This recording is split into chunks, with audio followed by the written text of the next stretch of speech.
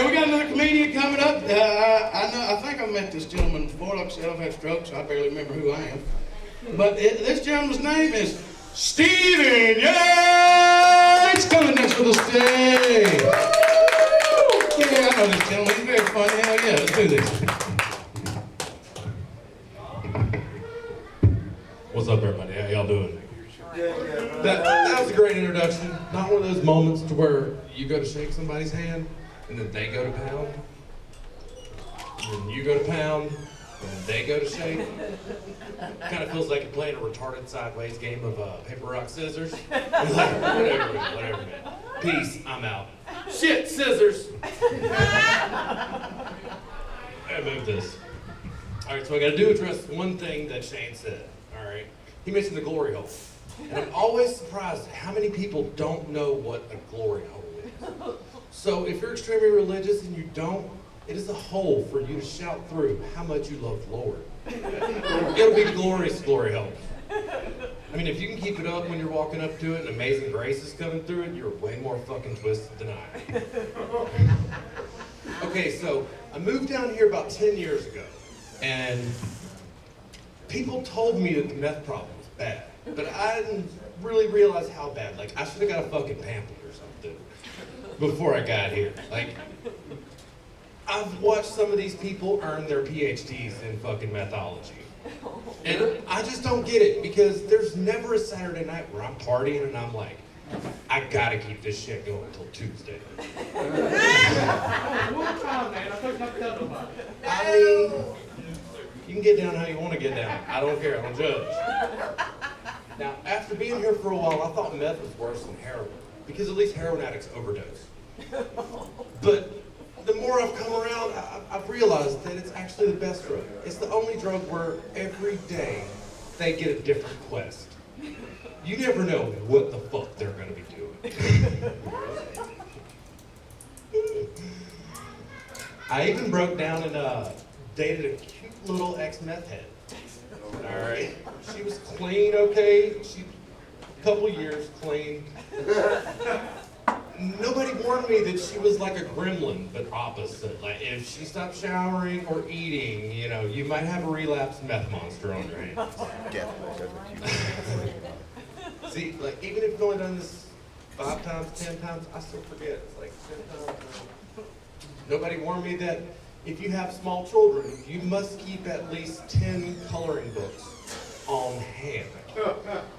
You don't want to wake up at 8 a.m. and have to explain to your 7, 8-year-old that no, new meth mommy finished them all last night. Yes, she finished them, like all of them. The connect the dots, the color by numbers, the matches, all of them. She finished it. And then you got to learn little things, like I'm assuming truck drivers and people that stay up past 3 a.m. looking for action. You have to be strategic when you pick the trajectory for a blowjob. All right, right angle, you get a gummy. Wrong angle, you catch a tooth. It could be the best or the worst blowjob you've ever had your whole entire life. So choose wisely.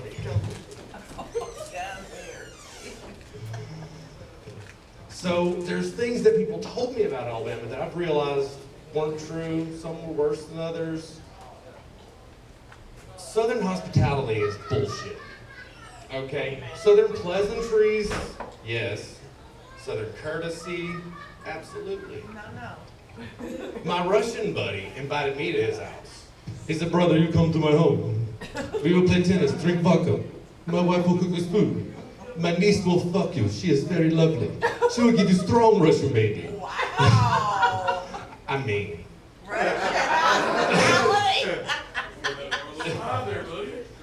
Yeah, exactly. And then when I told people in Pennsylvania that I was moving down here, they were like, what, Alabama's racist? You can't move there. This is the least racist place I've ever been in my whole entire life. I mean, yeah, you got your inbred hillbilly racism, the ones that don't have an ancestry tree, they have an ancestry tree. My family wasn't that. Like, my dad taught us we always pull out of our cousins. Now, I see all these people happily playing with their mixed babies and grandbabies, and it gives me hope. I just hope that when my daughter gets pregnant, that baby's black. I mean, how many automatically assume racist points do I get back if I'm playing with grandbaby Kobe at the park? Is this still cultural appropriation if we get matching hairstyles? You know, the shaved on the sides with the blonde poofy tips? Because that style is fucking dope. And it sucks that I even have to say that, because it's like we're fighting stereotypes that we shouldn't have to. You know, I mean, what are black guy stereotypes? Athletic, big old dicks. White guys, redneck racist fuckers. And it's really not fair to the white guys that aren't racist. But it really fucking sucks for the black guys with little dicks. Because nobody's seen the face of disappointment more than they have. And I mean, ladies, it might have happened to any one of you. It could happen to anyone. You mean I broke up with my boyfriend and I disappointed my redneck ass dad for this? But it does sound like you're being ad though. Where you told you were gonna have your pussy beaten up, only to leave sexually unsatisfied. Cervix still intact and vagina not prolapsed? You may be entitled to compensation. Call me Alabama.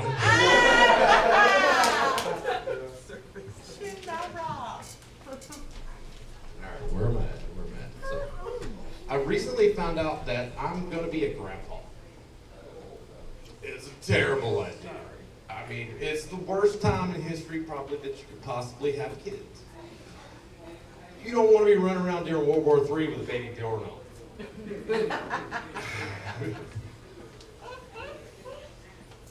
And these new kids have really made me rethink, because I always really like kids. And I'm sorry, but I gotta say it. Fuck these kids. They bitch, they whine, they complain. We're so terrible to them. 60 years ago, we made them wake up at 4 a.m., work until dark, and if they died, we just had more. Heck yeah. And the new ones, the Gen Z ones, maybe you're Gen Z's on. Yes. But 27% of them identify as LGBTQ+. What? LGBTQ+ sounds like a porn streaming service you don't want to see on your credit card bill.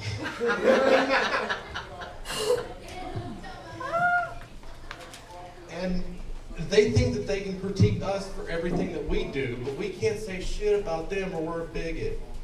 And it's absolute bullshit. But the thing you have to worry about is, oh, the trans, they'll come get you. But some of them, they cross-identify.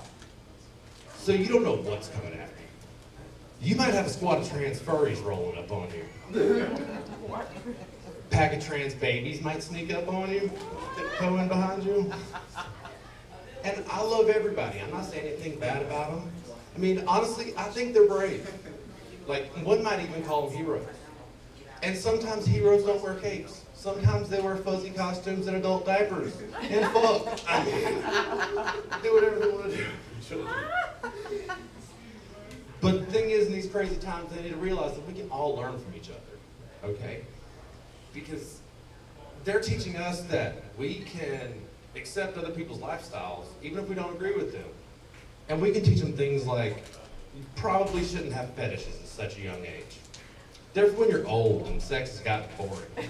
Yes. Start them too soon, it'll take watching a pregnant Asian midget get DP'd and choked to get aroused. And you can only ejaculate if she comes, passes out, and has the baby. Oh, man. Yeah, that was pretty hard, right? but Somebody's gonna delete your search history. yeah. But we have to fix this. And I think we need to start in schools. Yes.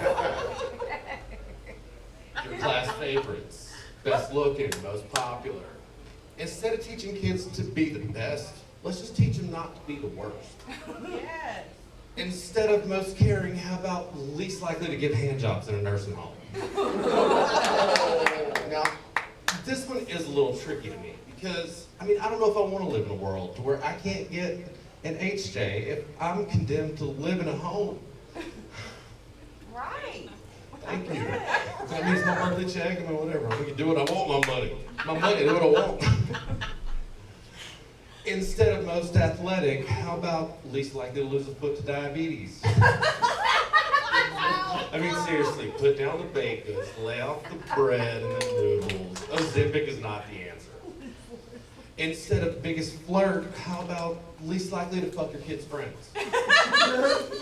Or your friend's kids. Instead of most inspiring, how about least likely to fuck your students? Why is the point? I'm just a teacher. Why is I mean, the I had to at this point. And y'all are okay. It's totally different if the woman teacher bangs the damn It's kid. totally fine. He's a hero. Alright. All right, what's going on? Is it being ashamed? Do I gotta keep going or what? Oh, there you go. Am I hard to see? No. I got tunnel vision. Hell yeah, y'all.